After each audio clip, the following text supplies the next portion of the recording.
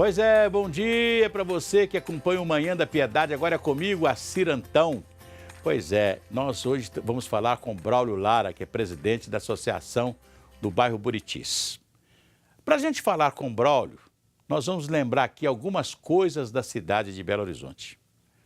Belo Horizonte nasceu na prancheta, né? A necessidade de ter uma capital, porque Ouro Preto, né, a antiga Vila Rica, não preenchia as necessidades de uma capital. Nós tínhamos Ouro Preto, que era a capital política do Estado, e Juiz de Fora como capital financeira do Estado de Minas Gerais. Prova que, quando escolheram a cidade de Sabará para sediar a nova capital, né, porque isso aqui tudo pertencia a Sabará, Juiz de Fora ficou meio assim de mal com o governo do Estado daquela época, porque Juiz de Fora reivindicava ser a capital de Minas, como outras cidades também. E se nós fôssemos colocar a capital de Minas no centro geográfico do Estado, teríamos que ser, a capital teria que ser em Curvelo, porque Curvelo é o centro geográfico de Minas Gerais. Mas viemos aqui para esta região de Sabará para ser a capital de Minas. E a capital nasceu numa prancheta, uma capital moderna, maravilhosa. Rompemos com o velho, rompemos com tudo aquilo que representava o velho e fomos ser uma cidade nova na Art Deco, né, buscando inspiração na arquitetura e também em tudo aquilo que a França nos dava de mais moderno, de bonito. Só que tivemos uma cidade na prancheta dentro da Avenida do Contorno, e se esqueceram da cidade fora da Avenida do Contorno. Então, nós criamos alguns gargalos. E vejam só, na década de 70, praticamente, foi criado o bairro do Buritis, né? Mesmo que a planta fosse mais antiga, mas praticamente o bairro começou a ser habitado depois do Conjunto Estrela d'Alva, que foi uma experiência de conjunto habitacional maravilhoso. Mas aí viemos encontrar os velhos problemas de uma cidade que não pensou no seu planejamento. E continuamos até hoje, entra prefeito, sai prefeito, o planejamento de Belo Horizonte nunca é feito e nunca se resolve os grandes gargalos. Eu recebo aqui hoje o Braulio Lara, que é presidente da Associação dos Moradores e Comerciantes hoje do Buritis, que é um bairro, tem quantos habitantes hoje, ô Braulio? Bom dia. Bom dia, obrigado pelo convite. Buritis hoje é um bairro com mais de 30 mil habitantes e quando a gente fala na região do Buritis, né, a gente pensa em mais de 50 mil pessoas certamente habitando e uma população flutuante muito grande devido à faculdade, as empresas que se instalaram no bairro. Então, a gente tem dentro do Buritis hoje realmente muita gente interagindo no nosso dia a dia. O ex-governador Nilton Cardoso tem um prédio lá, né, onde ele tem lá suas empresas, o escritório central das suas empresas. Temos lá hoje um centro universitário muito grande, que é o UniBH. Tem outros... A Newton Paiva. Newton Paiva tem também alguma coisa lá na região, né? Sim. Então, o Buritis virou uma meca dos estudantes de Belo Horizonte, né? Como também nós temos ali a Avenida Silva Lobo, na mesma região, a região oeste da cidade. Sim. E tal. Mas muitos problemas do Buritis, irmão? Sim, como qualquer bairro que tem um adensamento muito grande, os problemas também existem. E nós, na Associação do Bairro Buritis, a gente sempre tenta intermediar essa relação com o poder público para ir resolvendo os problemas. Porque eu lembro, fico me lembrando quando a Mendes Júnior construiu a sua sede ali no Buritis. E muita gente falou assim, isso aqui vai explodir, porque a Mendes Júnior veio para cá. Quer dizer, naquela época já era para a prefeitura fazer uma grande intervenção, até porque não tinham construção em lugar nenhum. A Avenida Barão de Melo ninguém passava nela, né? Nem existia. Praticamente, porque as pessoas chegavam ali justamente pela região do Salgado Filho, para chegar por ali e tal, ainda não tinha, né? A Avenida Barão de Melo foi construída pelo Maurício Campos, inaugurada em 81, 82, por aí, né? Então você veja que é muito pouco tempo para deixar uma situação que foi se acumulando os problemas e hoje o Buritis, apesar de ser um bairro muito bom, né? Mas tem também muitos problemas. Sim.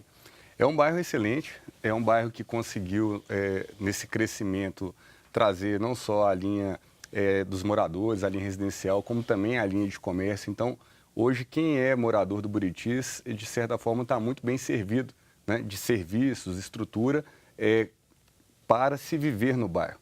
Mas quando a gente fala no bairro, dentro do contexto da cidade, né, você encontra os gargalos, que basicamente são os acessos ao bairro.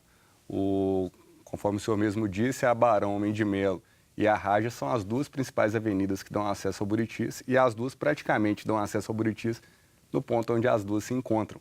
Então, nos horários de pico, a gente tem uma dificuldade grande de entrada e saída, apesar de que, ao transitar por Belo Horizonte, a gente vê que diversas outras regiões têm problemas similares. Parece que criaram uma cidade dentro de outra cidade. O Buritis é um mundo de gente, né? São muitos prédios, né? É um bairro muito verticalizado, e essa verticalização se deu exatamente pela expansão dentro das linhas de ocupação urbana, onde os prédios puderam ter muitos andares, né? Digamos assim, de uma forma bem simplória, tinha um potencial construtivo muito grande e que fez ali na década de 90, final da década de 90, os anos 2000, foi o maior canteiro de obras, inclusive da América Latina, reportado em diversas revistas e jornais da época, né? Quer dizer, foi uma explosão, então todo mundo, né, construiu no Buritis, né? Uhum. Era um bairro que atraía muito esse investimento. Foi o chamado bairro da moda. Vamos para o Buritis. Mas nem simplesmente a moda, né? O Buritis, eu falo que é um bairro que tem a capacidade de abrigar pessoas de todos os níveis. Você tem imóveis baratos até imóveis muito caros, luxuosos. Então, o que começou a acontecer demais foi, primeiro, as pessoas fazerem o que a gente chama de upgrade, né, de imóveis dentro do próprio bairro. Né? Falo isso porque sou da área imobiliária, então as pessoas mudavam dentro do próprio bairro, não abrindo mão de estar no Buritis, e muita gente começou a trazer os familiares para o Buritis. Então a gente vê um bairro onde o pai, a mãe, os irmãos, todo mundo mora lá junto, porque essa possibilidade, essa gama de possibilidades trouxe realmente essa unidade. Braulio, o grande gargalo hoje é o trânsito, né?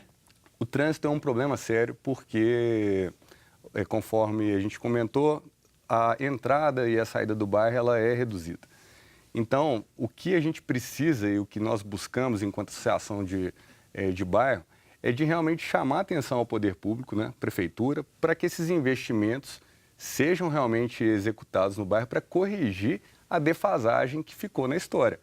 Porque o ideal era que tivesse pensado nisso antes, né, tivessem feito as implementações antes de tantas moradias, até para facilitar eventuais desapropriações, para largar vias, Era etc. muito mais fácil, Era mais não fácil tinha de nada, resolver. né? Podia desapropriar um terreno vazio, sem... Né, e hoje, na verdade, a impossibilidade, talvez, de movimentar algumas peças, né, fazem com que talvez soluções fiquem um pouco mais caras, mas que não deixam de ter que ser feitas, né? É verdade. Então, a gente quer, de fato, que o poder público tenha atenção com essa região. É uma região muito importante dentro desse contexto. E, como exemplo, né, só para ilustrar isso, que é uma situação que vai trazer benefício para todo mundo, por exemplo, uma trincheira na Raja Gabaga com Barão. Hoje, a pessoa que vem do BH Shopping, que quer estar na Raja, para seguir em direção ao centro, por exemplo, ele é totalmente impactado ao volume de pessoas que tentam entrar para o Buritis, fazendo um grande congestionamento, tentando a conversão esquerda para Barão Homem de Melo, e sendo que a maior parte desses motoristas querem entrar no Buritis. Então, uma solução viária ali seria excelente. E a gente sabe que, para se fazer isso, precisamos de ter vontade política para que se articule um projeto decente para uma área que precisa e que ele seja implementado. Pois é disso que nós vamos conversar daqui a pouquinho com o nosso Braulio, que é lá da Associação de Moradores do Buritis, justamente as saídas e entradas do Buritis. Mas antes, eu vou conversar com vocês aqui sobre Metropax. Metropax é uma funerária. Mas eu fico muito feliz de falar de uma funerária que presta um serviço maravilhoso à população de Belo Horizonte. Não só de Belo Horizonte, mas também do entorno da cidade de Belo Horizonte. Porque nós estamos falando aqui do Buritis, né? Um bairro que realmente, rapidamente, ficou cheio de gente, né? Aí você imagina como que a gente vai conviver com a morte numa cidade que cresce a cada dia. E por isso existe uma empresa como a Metropax, né? Eu sempre falo o seguinte, quando a morte chega no seio da família da gente, aí você vai ver o quanto você vai gastar para um sepultamento, né? O que você vai gastar para resolver todo aquele problema. Aí você tem uma empresa como a Metropax. Faça o seu plano funerário na Metropax. Eu chamo isso de previdência, que é uma previdência funerária. Por quê? Você vai pagando devagarinho. Quando você precisa, você tem, né, uma empresa que vai te dar todo o conforto, vai te dar tudo aquilo que você precisa numa hora que a gente está, às vezes, sem cabeça, né, para fazer as coisas. Então, ligue para a Metropax agora, 0800 726 0140. Está aí no seu vídeo, 0800 726 0140. Fale com a Metropax e tenha um plano funerário que vai te servir para a vida toda para resolver o problema da sua família. Daqui a pouquinho nós continuamos, logo depois dos comerciais.